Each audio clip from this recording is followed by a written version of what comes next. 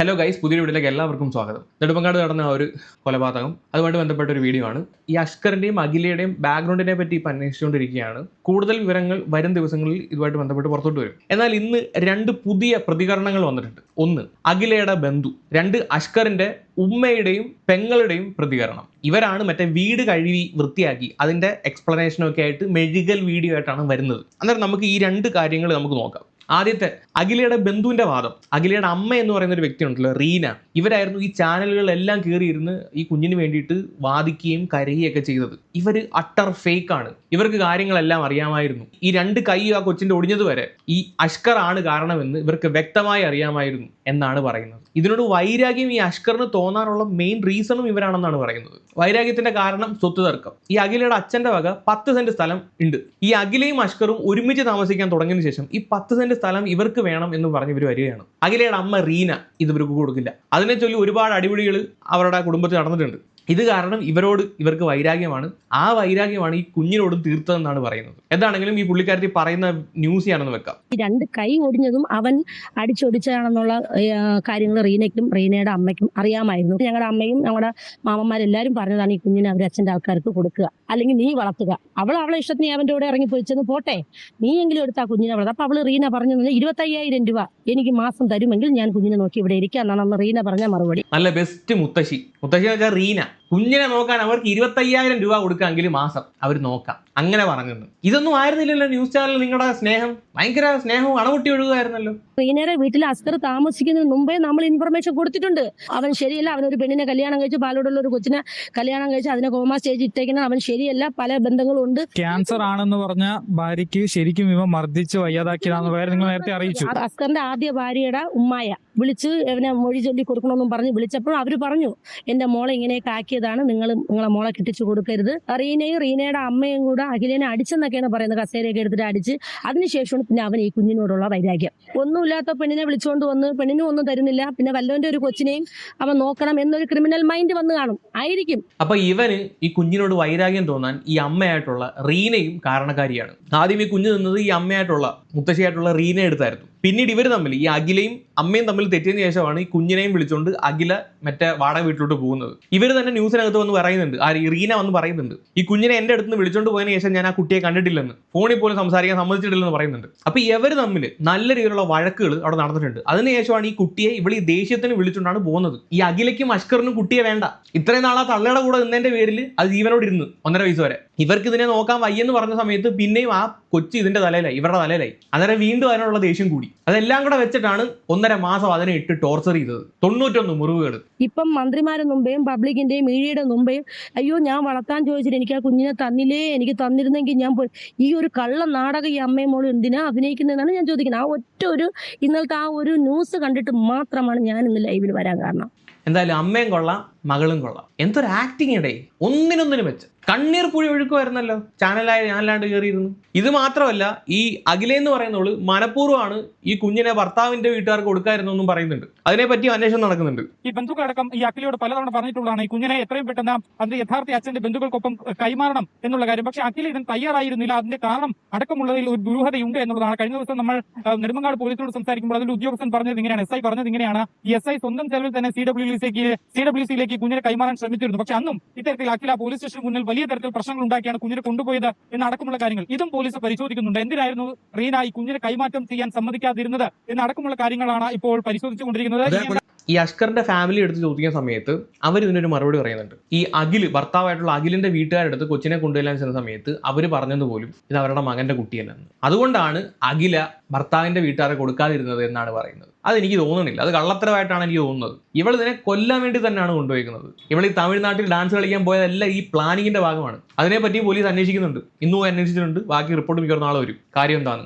സത്യം പറഞ്ഞാൽ ഇതിനെ ഒന്നാം പ്രതി ഈ മോളെ ആക്കണം. ഇവളാണ് ഇതിനെല്ലാത്തിനും കൂട്ടുന്നത്. എനിക്ക് തോന്നുന്നു ഭർത്താവിന്റെ വീട്ടുകാർക്ക് കൊടുക്കാതിരിക്കാനുള്ള മെയിൻ റീസൺ ഈ കുഞ്ഞ് വളർന്നു കഴിഞ്ഞാൽ ഇവർക്ക് പിന്നെ ഒരു ബാധ്യതയായിട്ട് വരും. ഒന്നാമത് സ്വത്തിന്റെ ഒരു തർക്കമുണ്ട്. നാളെ കൊച്ചു വളർന്നു വന്നിട്ട് ഷെയർ ചോദിച്ചു കഴിഞ്ഞാൽ ചിലപ്പോൾ കൊടുക്കേണ്ടി വരും. അന്നേരം അവന്റെ കുഞ്ഞും കാണും, ഇവന്റെ കുഞ്ഞും കാണും. അപ്പൊ പിന്നെ ഭാവിയിൽ ഒരു വിലങ്ങടി ആവാതിരിക്കാൻ വേണ്ടി അതിനെ തീർത്ത്. ഇനി അഷ്കറിന്റെ സഹോദരിയും ഉമ്മായും ഇവർ രണ്ടുപേരും വന്നിരുന്നിട്ട് കുറെ കാര്യങ്ങൾ പറയുന്നുണ്ട്. വെളുപ്പിക്കാൻ വേണ്ടി വന്നേ, മോനെ വെളുപ്പിക്കണം, സ്വയം വെളുക്കണം, ഈ ഒരു ഉദ്ദേശത്തോടു കൂടിയാണ് രണ്ടും വന്നേക്കുന്നത്. കാര്യങ്ങൾ ഞാൻ പറയുന്നത് വെക്കാം. ഇത് ഇത്ത സഹോദരി. ഈ സംഭവം നടന്ന ശേഷം വീട് വൃത്തിയാക്കി അത് തെളിവ് നശിപ്പിക്കാൻ വേണ്ടിയാണെന്നൊക്കെ നാട്ടുകാർ പറയുന്നുണ്ട്. എന്താണ് അതിൽ നിങ്ങൾക്ക് എന്താ പറയാനുള്ളത്? വീട് വൃത്തിയാക്കാൻ വേണ്ടിയിട്ട് അവിടെ നാട്ടുകാർ കണ്ടുകൊണ്ടിരിക്കുന്നതാണ്. ഞാൻ രാവിലെ കടയിൽ പോയതിനു ശേഷം അൻസർ എന്ന് പറയുന്ന വ്യക്തി വന്ന് എൻ്റെ നിന്ന കടയിൽ വന്ന് പറഞ്ഞിട്ട്, എടാ നീ വരുന്നില്ലേ, കൊച്ചിന് ഇതേപോലെ ശ്വാസം കിട്ടുന്നില്ല, മറിയ ഹോസ്പിറ്റലാണ്, നീ വരുന്നുണ്ട്, ഞാൻ കൊണ്ടാക്കാന്ന് പറഞ്ഞിട്ട് ആ വ്യക്തിയുടെ കൂടെയാണ് ഞാൻ മറിയ ഹോസ്പിറ്റലിലേക്ക് ഒരു 5 മണിയോട് കൂടി, കൃത്യമായിട്ട് സമയം അത് CCTV കടയിൽ നോക്കിയാൽ അറിയോ, കൃത്യമായിട്ട് അറിയില്ല, 5 മണിയോട് കൂടിയായിട്ടാണ് ഞാൻ മറിയ ഹോസ്പിറ്റലിൽ എത്തുന്ന സമയത്ത് ഞാൻ അത് കഴിഞ്ഞതിന് ശേഷമാണ് അവിടെ നിന്ന് കൊണ്ടുപോയി എന്നൊരു തെറ്റല്ലാതെ ഞാൻ ആ കുട്ടി ഒന്നും ചെയ്തിട്ടില്ല. ഭക്ഷണം കഴിച്ചുകൊണ്ടിരുന്നപ്പം ഞങ്ങളടുത്ത് അങ്ങനെ തന്നെ പറഞ്ഞത്, തൊണ്ടയിൽ ഭക്ഷണം പോയിട്ട് അങ്ങനെയല്ല, ഭക്ഷണം കഴിച്ചുകൊണ്ടിരുന്നു, പെട്ടെന്ന് ഛർദ്ദിച്ചു, മൂക്കിലും വായി കൂടെയൊക്കെ ഭക്ഷണങ്ങൾ വന്നു, ഞാൻ മൂക്കിൽ ഉറിഞ്ചി കളഞ്ഞു, വായിന്ന് കൈ കൊണ്ട് തോണ്ടിക്കളഞ്ഞു, എന്നിട്ട് അനക്കെ ഇല്ലാതായപ്പം അളിയനെ വിളിച്ചു, അങ്ങനെ ഹോസ്പിറ്റലിൽ കൊണ്ടുപോയി എന്നാണ് എൻ്റെ അടുത്തും പറഞ്ഞത്, അവരിലും അങ്ങനെ തന്നെയാണ് പറഞ്ഞത്. അങ്ങനെ പറഞ്ഞു, അവൻ പറഞ്ഞതിന് ശേഷം അപ്പോൾ ഇവിടെ നിൽക്കേണ്ട ആവശ്യമില്ല, ഇവിടെ അവർ പറഞ്ഞ് അറിയിച്ചിട്ട് പോയിട്ട് നിങ്ങൾ പൊക്കോളൂ, എഴുപങ്ങാട് സ്റ്റേഷനുമായി ബന്ധപ്പെട്ടാൽ പറഞ്ഞു. കുറച്ചേരം അവിടെ നിന്ന് അവൻ ആരൊക്കെയോ വിളിച്ചു, ഞാൻ ശ്രദ്ധിക്കാൻ പോയില്ല, അതിനുള്ള മാനസികാവസ്ഥയല്ലല്ലോ. ചോദ്യം വീട് വൃത്തിയാക്കി എന്തിന്, അതൊഴിച്ച് ബാക്കി എല്ലാത്തിനും ആൻസർ പറഞ്ഞിട്ടുണ്ട്. ഇവര് ഈ സമയത്ത് വീട്ടിലുണ്ടായിരുന്നില്ല, ഹോസ്പിറ്റലായിരുന്നു, അതുകൊണ്ട് വീട് വൃത്തിയാക്കിയ ഞാനല്ല. അത് പറയാനാണെന്ന് തോന്നുന്നു ഇത്രയും കഥ പറഞ്ഞത്. അപ്പൊ നാട്ടുകാർ കണ്ടത് വീട് വൃത്തിയാക്കുന്ന ആരെയാണ്? വീടിന്റെ പുറത്ത് സാധനങ്ങൾ കൂട്ടിയിട്ട് കത്തിച്ചിട്ടുണ്ട്, അതാരാണ്?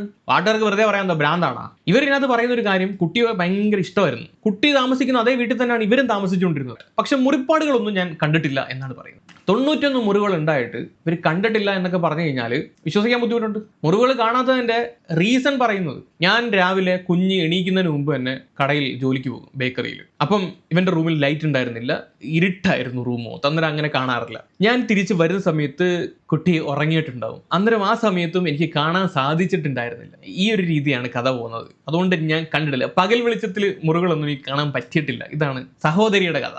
കൂടുതലായിട്ട് അങ്ങനെ അടിക്കുന്നത് ഞങ്ങൾ കണ്ടിട്ടില്ല. നിങ്ങൾ 3 പേരും ഒന്നിച്ചേർന്നില്ല നെല്ലിക്കുന്നുള്ള സ്ഥലത്ത് ആ വാടക വീട്ടിൽ നിങ്ങൾ ഒന്നിച്ചല്ലായിരുന്നു താമസം? അതെ, ഇവൻ ചെറിയ നുള്ളു കൊടുക്കുന്നത് കണ്ടിട്ടുണ്ട്, പിന്നെ ചെറിയ കമ്പുണ്ടല്ലോ, ചെറിയ കണ്ണമില്ലാത്ത കമ്പിട്ടടിക്കുന്നത് കണ്ടിട്ട്, അപ്പോഴൊക്കെ ഞാൻ വഴക്ക് പറഞ്ഞിട്ടുണ്ട് ഇവനെ. ചെറിയ കമ്പിട്ടടിക്കും അടിക്കുമെന്ന് അറിയാം എങ്കിലും കൊച്ചു കമ്പൊക്കെ വെച്ച് അടിക്കുമ്പോൾ ഞാൻ എൻ്റെ മോനോട് വഴക്ക് പറഞ്ഞിട്ടുണ്ട്. അത് ഇവൻ മാത്രമല്ല അടിക്കുന്നത്, അഖിലയും അടിക്കാറുണ്ട്. എന്താണ് ഉമ്മ കേട്ടാ?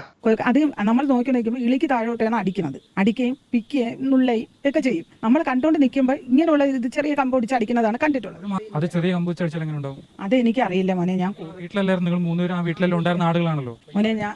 മോനെ ഞാൻ ആ വീട്ടിലല്ല, ഇവിടെ ആരുടെ തിരക്കാലും അറിയാം. ഞാൻ പെരുന്നാളിന്റെ തലേദിവസം ഇവിടുന്ന് പോകുന്നത് കണ്ടവരുണ്ട്. മകനെ വെളുപ്പിക്കാനും സ്വയം വെളുക്കാനും വേണ്ടിയിട്ട് ചേച്ചിയും ഉമ്മയും നല്ല രീതിയിൽ കഷ്ടപ്പെടുന്നുണ്ട്. ദൃശ്യം സിനിമയിലെ പോലുള്ള കഥയായിട്ട് വന്നേക്കാണ്. അടിക്കുന്നത് കണ്ടില്ലെന്ന് പറഞ്ഞു കഴിഞ്ഞാൽ നാട്ടുകാർ പൊക്കും. അതുകൊണ്ട് ചെറിയ രീതിയിൽ പിച്ചുകൾ, ചെറിയ കനം കുറഞ്ഞ, അതാ പറഞ്ഞ കനം കുറഞ്ഞ വടി, കൃത്യമായിട്ട് എടുത്ത് പറയുന്നുണ്ട്, കനം കുറഞ്ഞ വടി വെച്ച് അടിക്കുന്നതൊക്കെ കണ്ടിട്ടുണ്ട്. കണ്ടിട്ടേ ഇല്ലെന്ന് പറഞ്ഞു കഴിഞ്ഞാൽ അത് വിശ്വസിക്കത്തില്ലല്ലോ ആളുകൾ. അതുകൊണ്ട് ഈ രീതിയിൽ പറഞ്ഞു കഴിഞ്ഞാൽ നാട്ടുകാർ വിശ്വസിക്കുമെന്നാണ് വിശ്വാസം. അടിക്കുന്നത് കണ്ടിട്ടുണ്ടെങ്കിലും പക്ഷെ മുറിപ്പാടുകളൊന്നും ആരും കണ്ടിട്ടില്ല കേട്ടോ. ഒരു നുള്ളിയ പാട് പോലും ആരും കണ്ടിട്ടില്ല. കാണാത്തതിന്റെ റീസൺ, ചേച്ചിയുടെ റീസൺ നേരത്തെ പറഞ്ഞതായിരുന്നു, രാത്രി ആയതുകൊണ്ട്, പോകുമ്പോഴും രാത്രി വരുമ്പോഴും രാത്രി. അവരുടെ നാട്ടിലൊക്കെ 2 വട്ടം രാത്രിയാണ്. ഉമ്മയുടെ റീസൺ, ഉമ്മ ആ നാട്ടുകാരിയല്ല. ഞാൻ മറ്റേ ചക്ക തിന്നാൻ വേണ്ടി മറ്റെടുത്ത് പോയപ്പോഴത്തേക്ക് ചക്ക പ്ലാവിലല്ല മാവില കായ്ക്കുന്ന ആ സെറ്റപ്പാ ഉമ്മ. ഞാൻ ഈ നാട്ടുകാരിയല്ലേ, എനിക്കറിയാൻ പാടില്ല. എന്താണെങ്കിലും വീട് വൃത്തിയാക്കിയ ആളെ കിട്ടിയിട്ടുണ്ട്. ഉമ്മയാണ് വീട് വൃത്തിയാക്കിയത്. ആ ഒരു കഥയിലോട്ട് ഇവർ എത്തിച്ചേർന്ന ഒരു കാര്യം ഞാൻ വെക്കാം. ഈ സംഭവം നടക്കുന്ന ദിവസം ഇവരെങ്ങാണ്ട് പോയേക്കുമായിരുന്നു, ഈ ഉമ്മ എന്ന് പറയുന്ന കക്ഷി. പോയിട്ട് വരുന്ന വഴിയാണ് മകള് വിളിച്ചൊരു കാര്യം പറയാനുണ്ട് ഉമ്മ എന്ന് പറയുന്നത്. അങ്ങനെ ഇവരുടെ വീടിന്റെ സ്ഥലത്തെത്തിയതിനു ശേഷമുള്ള കഥ അഷ്കറിന്റെ ഉമ്മ പറയാൻ നിങ്ങൾ കേൾക്ക്. നെടുമങ്ങാടുന്ന് ഈ ആറ്റുംപുറം ബസ്സിൽ കയറി ഞാൻ ആറ്റുംപുറത്ത് വന്ന് ചുള്ളിമാനൂരെത്തുമ്പോൾ എൻ്റെ മോളെ എന്നെ പിന്നും വിളിച്ചിട്ടായിട്ട് ഉമ്മ നിങ്ങൾ എവിടെ എത്തിയെന്നായിട്ട് ഞാൻ പറയും, മക്കളെ ചുള്ളിമാനൂർ എത്താറായി എന്ന് പറഞ്ഞു.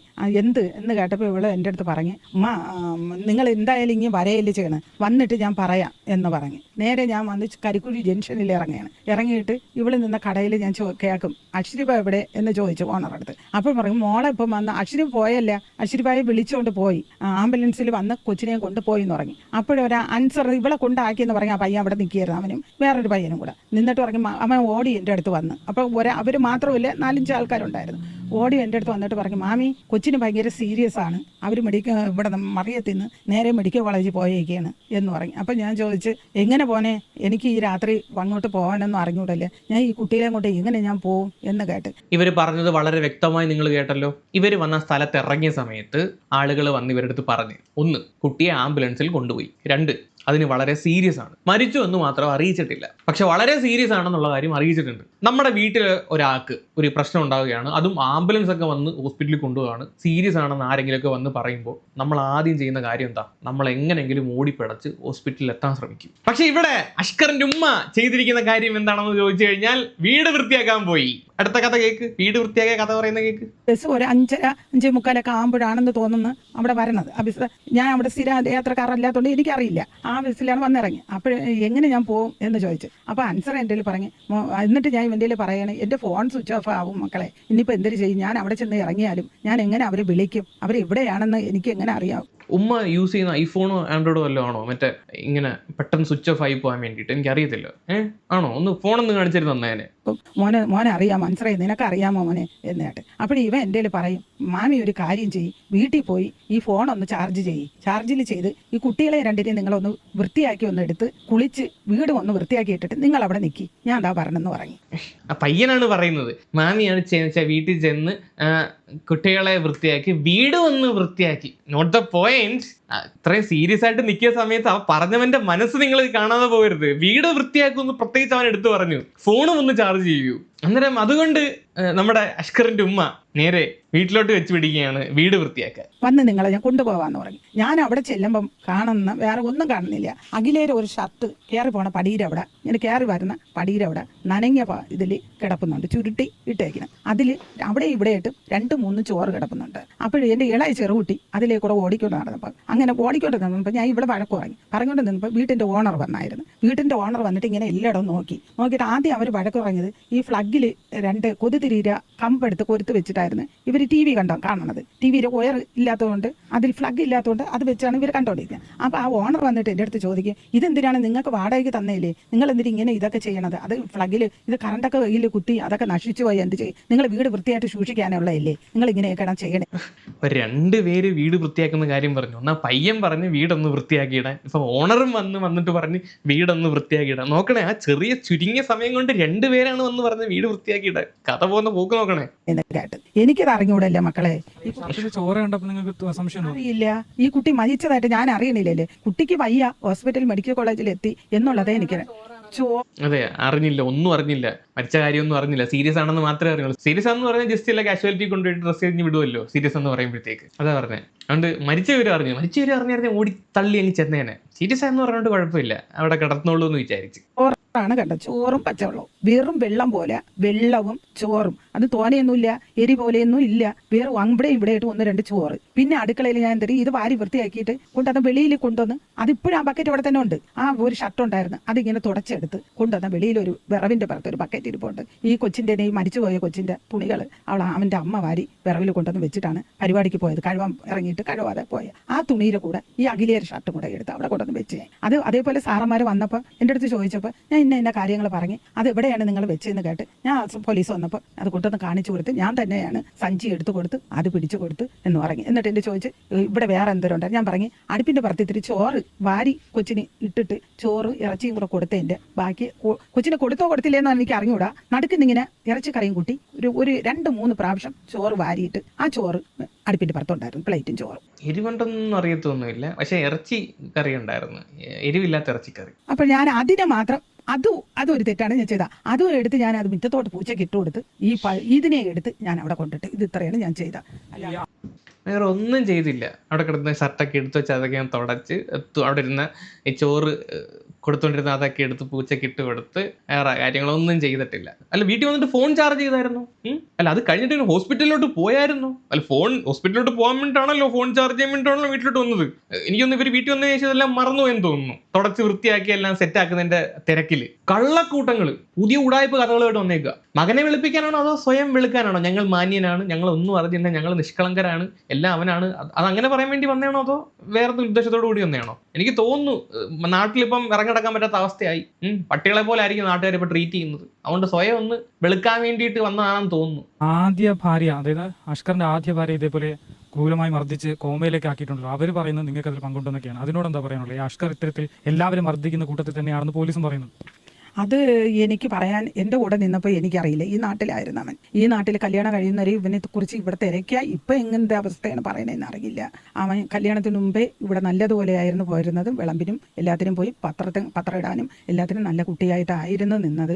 ഇപ്പം ഇവങ്ങനെ കാണിക്കുന്നത് എന്തുകൊണ്ടാണെന്ന് കേട്ട് ഇവൻ സ്വയബോധത്തോടെയാണോ അത് ചെയ്യുന്നത്, അത് ഇവന് മാനസികമായിട്ട് എന്തെങ്കിലും ഉണ്ടോ എന്നുള്ളതും എനിക്കറിയില്ല. പക്ഷേ ഒരു അന്ന് കല്യാണം അത് നല്ലൊരു പോയിന്റാണ്, രക്ഷിക്കാൻ പറ്റിയ പോയിന്റാണ്. മകനെ അങ്ങ് മാനസിക രോഗിയാക്കി കഴിഞ്ഞാൽ പിന്നെ എല്ലാം എളുപ്പമായല്ലോ. ഇവർക്കൊന്നും അറിയില്ല മകനെ പറ്റി. ഇവരുടെ ഭാവനയിലുള്ള അഷ്കർ പുണ്യാളനാണ് ഗൈസ്. മുൻ ഭാര്യ അടിച്ചതറിഞ്ഞിട്ടില്ല, അവർ കോമയിലായതറിഞ്ഞിട്ടില്ല, അവനെതിരെ കൊണ്ടുപോയി പോലീസ് കേസിൽ അവർ കേസ് കൊടുത്തറിഞ്ഞിട്ടില്ല, അവർ രണ്ടുപേരും മാറി താമസിച്ചതറിഞ്ഞു, ബന്ധം പിരിയാൻ പോകുന്നതൊക്കെ അറിഞ്ഞു. ഇവൻ നാട്ടിൽ നടത്തിയ ഗുണ്ടായുസത്തെ പറ്റി അറിയത്തില്ല, ഒന്നും അറിയത്തില്ല. എന്റെ കുഞ്ഞ് നല്ല നടപ്പായിരുന്നു, ഇപ്പൊ എന്താണെന്ന് എനിക്ക് അറിയത്തില്ല. ഇത്തരത്തിൽ ഈ അഷ്കർ ഈ കൊച്ചിനെ അടിക്കാറുണ്ടെന്നും ആദ്യ ഭാര്യയ്ക്ക് ഇങ്ങനെ സംഭവിച്ചൊന്നും എനിക്ക് അറിയത്തില്ല. ആദ്യ ഭാര്യയ്ക്ക് ഇങ്ങനെ അടിക്കും എന്നുള്ളത് എനിക്കറിയില്ല. അയൽവക്കക്കാരൊക്കെ പറഞ്ഞു കേട്ടിട്ടുണ്ട്. സ്വന്തം മകന്റെ വിവരങ്ങൾ അയൽവക്കക്കാര് പറഞ്ഞറിയുന്ന ഉമ്മ, ഉത്തമയായ ഉമ്മ, സ്വന്തം മകൻ ആ പെണ്ണിനെ എടുത്തിട്ട് അടിച്ചതൊന്നും അറിഞ്ഞില്ല. അതിന്റെ മറുപടി ഞങ്ങൾ ഇവിടെ അല്ലായിരുന്നു താമസം എന്നാണ്. സ്വന്തം മകനാണ്, അവന്റെ കുടുംബത്തെ പറ്റിയാണ് പറയുന്നത്. പക്ഷെ ഒന്നും അറിയത്തില്ല ഉമ്മായിക്ക്. അല്ലെങ്കിൽ അയൽവക്കക്കാരോടൊക്കെ തിരക്കാനും വിളിക്കാനും ഒക്കെ ഉള്ള സമയമൊക്കെ നിങ്ങൾക്ക് ഉണ്ടായിരുന്നു? അറിയാവുന്ന എന്തെങ്കിലും ഉണ്ടോ? അവരുമായിട്ട് യാതൊരു ബന്ധമില്ല. അതിന്റെ റീസൺ ഇവർ പറയുന്നത്, ഒരു ദിവസം ഇവര് അവരുടെ വീട്ടിൽ ചെന്നപ്പോൾ മരുമോള് മണ്ണ് വെച്ച് ഇവരെ കത്തിക്കാൻ ശ്രമിച്ചു. അങ്ങനെ അന്ന് അവിടെ നിന്ന് ഇറങ്ങി ഓടിയതാണ്. അത് മോനും കൂട്ടു നിന്നു എന്നാണ് പറയുന്നത്. അതിനുശേഷം അവർ ആ പരിസരത്തോട്ട് പോയിട്ടില്ല. അതുകൊണ്ട് എനിക്കൊന്നും അറിയത്തില്ല. ഇതാണ് ഇവരുടെ വാദം. ഇവർ ഉഗാണ്ടയിലായിരുന്നു തോന്നുന്നു ഗൈസ്. കാര്യം നാട്ടിലെ കാര്യങ്ങളൊന്നും അറിയുന്നില്ലല്ലോ. ഇല്ല, നാട്ടിലില്ലാത്ത ആൾക്കാരാണല്ലോ. അതുകൊണ്ട് മകന്റെ കാര്യങ്ങളൊന്നും അറിയത്തില്ല. മകൻ എങ്ങനെയുള്ളവനാണെന്ന് ഒന്നും അറിയത്തില്ല. വേറെ ഏതോ സ്ഥലത്തായിരുന്നു ഇവർ താമസിച്ചുകൊണ്ടിരുന്നത്. ഇനിയിപ്പം കുഴപ്പമില്ല. ന്യൂസുകാർ ഇപ്പം അറിയിക്കുന്നുണ്ടല്ലോ, ഫോട്ടോ ഒക്കെ വെച്ച് പത്രത്തിൽ കൂടെയും ചാനലിൽ കൂടെ എല്ലാം മകന്റെ കാര്യങ്ങൾ അറിയുന്നുണ്ടല്ലോ. ഇപ്പം എല്ലാം അറിയുന്നുണ്ടല്ലോ, അത് പറഞ്ഞാൽ മതി. ഈ ഒരു പ്രവൃത്തിയെ നിങ്ങൾ എങ്ങനെ കാണുന്നത്? ഈ ഒരു കൊലപാതകത്തിലേക്ക് എത്തിയത് വരെ നിങ്ങൾ അതിനെങ്ങനെ കാണുന്നു? അത് അവൻ ചെയ്തത് തെറ്റ് തന്നെ ഞാൻ പറയുന്നുണ്ട്. അവൻ അങ്ങനെ ചെയ്തത് തെറ്റ് തന്നെ, അത് തെറ്റല്ലാതെ ഞാൻ ഒരിക്കലും പറയില്ല. പിന്നെ മൂത്ത ഭാര്യ എന്ന് പറയുന്ന ആ കൊച്ചിന് ബ്രെയിൻ ട്യൂമറായിരുന്നു. അത് നിങ്ങൾ ആരെങ്കിലും അന്വേഷിച്ചാന്നുള്ളത് എനിക്കറിയില്ല. അപ്പൊ തെറ്റാണെന്ന് സമ്മതിക്കുന്നുണ്ട് കേട്ടോ, നല്ല കാര്യം. അതെങ്കിലും ഒന്ന് സമ്മതിച്ചല്ലോ. ഒന്നും അറിയാത്ത നിങ്ങൾ മറ്റേ മൂത്ത മരുമകൾക്ക് ബ്രെയിൻ ട്യൂമർ ആണെന്നുള്ള കാര്യം നിങ്ങൾ അങ്ങനെ അറിഞ്ഞു? അവിടെ നിന്ന് ഉഗാണ്ടയിലോട്ട് വല്ല കത്ത് വെച്ച് തന്നായിരുന്നു അവര്. അത് വല്ലാത്തൊരു അതിശയം കേട്ടോ. ഒന്നും അറിയാതെ നിങ്ങൾ അതൊക്കെ അറിയുന്നത്. ചെയ്തു എന്നുള്ളതല്ല, അഷ്കറിന്റെ ഈ ഒരു പ്രവൃത്തി നിങ്ങൾ അറിഞ്ഞിട്ടില്ല, അഷ്കറിനെ കുറിച്ച് അന്വേഷിക്കാറില്ല, ഈ കുഞ്ഞിനെ മർദ്ദിക്കുന്നുണ്ടോ എന്ന് അറിയത്തില്ല, ആദ്യ ഭാര്യ മർദ്ദിച്ചോ എന്ന് അറിയത്തില്ല എന്നൊക്കെയാണ് നിങ്ങൾ പറയുന്നത്. അങ്ങനെ നല്ല അടിപൊളി ചോദ്യം, സൂപ്പറാടാ മോനെ, കിടില. ഞാൻ തീർത്ത് പറയുന്നില്ലല്ലോ. കുഞ്ഞിനെ അടിക്കുന്ന ഞാൻ കണ്ടെന്ന് ഞാൻ പറയല്ലേ. അടിക്കുന്നതിന് എന്തെങ്കിലും കാരണങ്ങൾ ഉണ്ടാണോ അടിക്കുന്ന? കാരണങ്ങൾ എന്തെന്ന് കേട്ടാൽ എനിക്കറിയില്ല. കാരണം അറിയത്തില്ല കേട്ടോ, കാരണം അറിയത്തില്ല. പറഞ്ഞ് കൂടുതലും അടിക്കുന്നത് ആഹാരം കഴിക്കണില്ല. ഇവൻ എന്തുകൊണ്ട് ആഹാരം കൊടുത്താൽ ഇവൻ കഴിക്കാത്ത എന്ത് കേട്ടാണ് അടിക്കണത്. അങ്ങനെയാണ് അടി തുടങ്ങുന്നത്. ഇവളും അങ്ങനെ തന്നെ പറയും, ഇവന് ആഹാരം കഴിച്ചുകൂടാത്തത്. ഇവ ഇങ്ങനെ ആഹാരം കഴിക്കാതെ ഇങ്ങനെ കിടന്ന് വിളിക്കണ എന്തിന്? ആഹാരം കഴിക്കാത്തതിന് അടിക്കുന്നതിന് 91 മുറിപ്പാടൊക്കെ വരും. അത് അങ്ങനെ ചോദിച്ചാൽ എനിക്കറിയില്ല. ഞാൻ ഉള്ളപ്പോൾ ഇത്രയും മുറിപ്പാടൊന്നും ഞാൻ കണ്ടിട്ടുമില്ല. എനിക്ക് അറിയുകയുമില്ല. ഇവര് 10 വാക്ക് പറഞ്ഞ 7 എണ്ണം അറിയില്ല എന്നാണ്. പക്ഷെ ഏറ്റവും അവസാനം പറഞ്ഞ് ചില കാര്യങ്ങൾ അങ്ങ് വായിന്നങ്ങ് വീണുപോയി. ഇപ്പം പറഞ്ഞേക്കുന്ന കാര്യം എന്താ? ആഹാരം കഴിക്കാത്തതിന് അടിക്കുന്നു, വേറെ ഒന്നും അറിയത്തില്ല. ഈ പറയുന്നതൊന്ന് കേട്ടു നോക്കുക. ഉത്തരവും പറയാൻ എനിക്കറിയില്ല, ഒന്നും അറിയത്തില്ല കേട്ടോ, പാവം. അഷ്കറിനോട് പറഞ്ഞിട്ടോ കുഞ്ഞിനെ അടിക്കരുത്, അതിന്റെ യഥാർത്ഥ അച്ഛനോ അല്ലെങ്കിൽ ആ വീട്ടുകാർക്കോ കൊടുക്കണമെന്ന് എപ്പോഴും പറഞ്ഞു? പലതവണ ഞാൻ എൻ്റെ മോൻ്റെ അടുത്ത് പറഞ്ഞ് അവൻ കേട്ടില്ല. ഞാൻ പറഞ്ഞായിരുന്നു, അവളെ അമ്മയ്ക്ക് വേണ്ടാന്ന് പറഞ്ഞ് അവൾ തന്നെ നോക്കണമെന്ന് പറഞ്ഞപ്പോൾ ഞാൻ പറഞ്ഞ് അഖില പറയുമായിരുന്നു, പിന്നെ അമ്മയ്ക്ക് നോക്കാൻ പറ്റാത്തതുകൊണ്ട് ഞാൻ ഇവിടെ എന്തിനു ചെയ്യുമെന്ന് ചോദിക്കുമ്പോൾ മാമി എന്നെ നോക്കിയോളോ, ഇവിടെ നിർത്തിയിട്ട് പോട്ടെ എന്നൊക്കെ ചോദിക്കുമ്പോൾ ഞാൻ പറയും, എന്നെ കൊണ്ട് നോക്കാൻ പറ്റൂല, എനിക്ക് അവനെ എടുത്തുകൊണ്ട് നടക്കാനും നോക്കാനും ഒന്നിനെ എന്നെ കൊണ്ട് ആവതില്ല. നീ ഒരു കാര്യം ചെയ്യ്, നീ അവനും കൂടെ അടിക്കണേയും കാലം നീ ഒരു കാര്യം ചെയ്യ്, നീ അവൻ്റെ അച്ഛൻ്റെ വീട്ടുകാർക്ക് കൊടുക്കാൻ പറഞ്ഞ കേട്ടാ. നീ അവനും കൂടെ എന്തിനാ കുഞ്ഞിനായിട്ട് അടിക്കുന്നേ? അതിനേക്കാളും നല്ലത് നീ അച്ഛന്റെ വീട്ടുകാർക്ക് കൊടുക്കുക. അന്നേരം സ്ഥിരം അതിനെ അടിച്ചോണ്ടിരുന്നയാ, മനസ്സിലായ? അത് അവന്റെ അടുത്ത് ഇഷ്ടമല്ലാതിരുന്നത് കൊണ്ടാണ് അതിനെ ഇങ്ങനെയിട്ട് ഉപദ്രവിച്ചുകൊണ്ടിരുന്നത്. ഇങ്ങനെയിട്ട് അടിക്കുന്നതിലും ഭേദം അവർക്ക് കൊണ്ട് കൊടുക്കുക എന്ന് പറയുമ്പോൾ തന്നെ അതിനകത്ത് ഉണ്ട്. ആലോചിച്ച് നോക്ക്. ഇറങ്ങിയപ്പോൾ ആദ്യം അവൾ സമ്മതിച്ചായിരുന്നു. അങ്ങനെ ഞാൻ പലതവണ പറഞ്ഞിട്ടുണ്ട്. ഈ അനു എന്ന് പറയുന്ന പെണ്ണിൻ്റെ അടുത്ത് വരെ ഞാൻ മോളെ വീട്ടിൽ പോയപ്പോൾ ആ പെണ്ണിനെ വിളിച്ച് വീട്ടിൽ ഇരുത്തിട്ട് ഞാൻ പറഞ്ഞു, അനു നീ ഒരു കാര്യം ചെയ്യണേ, ഈ കൊച്ചിനെ ഇവിടുന്ന് അവൻ്റെ അച്ഛൻ്റെ വീട്ടുകാർക്ക് ആർക്കെങ്കിലും നീ കൊടുക്കണം, കൊച്ചിനെ നീ ഇവിടെ നിർത്തരുതെന്ന് പലതവണ ഞാൻ പറഞ്ഞിട്ടുണ്ട്. ഞാൻ അഖിലേരിയയിൽ പലതവണ ഞാൻ പറഞ്ഞിട്ടുണ്ട്.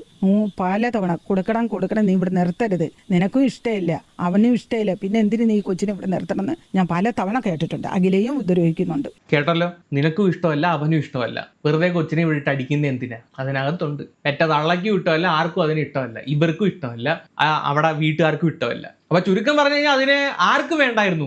എല്ലാരും വന്ന് ഇപ്പൊ ഒന്ന് വേണമെന്ന് പറയുന്നുണ്ട്. സത്യം പറഞ്ഞാൽ അതിനെ ആർക്കും വേണ്ടായിരുന്നു. ആർക്കും വേണ്ടെങ്കിൽ നീയൊക്കെ കൊന്നുകളയാണോ ചെയ്യുന്നത്? ഇതിനകത്ത് ഒരുപാട് ആളുകൾക്ക് പങ്കുണ്ട്. ഇതിനകത്ത് ഒരുപാട് ആളുകൾക്ക് ഇപ്പൊ ഈ അവകാശം വന്ന് പറഞ്ഞുകൊണ്ടിരുന്ന എല്ലാ എണ്ണത്തിനും ഇതിനകത്ത് പങ്കുണ്ടെന്നാണ് തോന്നുന്നത്. മരിച്ചു കഴിഞ്ഞപ്പം ഞാൻ നോക്കിക്കോളാം. അതിന് മുമ്പ് വരെ പൈസ വേണം, മറ്റേത് വേണം, മറിച്ചേത് വേണം. ഇത് മരിക്കാൻ ആരൊക്കെ ഉത്തരവാദിയാണോ എല്ലാത്തിനെയും ശിക്ഷിക്കണം. എന്നാണെങ്കിൽ രണ്ടും കൂടെ അഷ്കറിനെയും അവരെയും കൂടെ വെളുപ്പിക്കാൻ വന്നയാ. അറിയത്തില്ല പോലും, ഒന്നും അണിയത്തില്ല. അണിയാ തീളാ കുഞ്ഞുങ്ങളാ, വൃത്തികെട്ട ജന്തുക്കൾ. കൂടുതലൊന്നും പറയുന്നില്ല. ബൈ.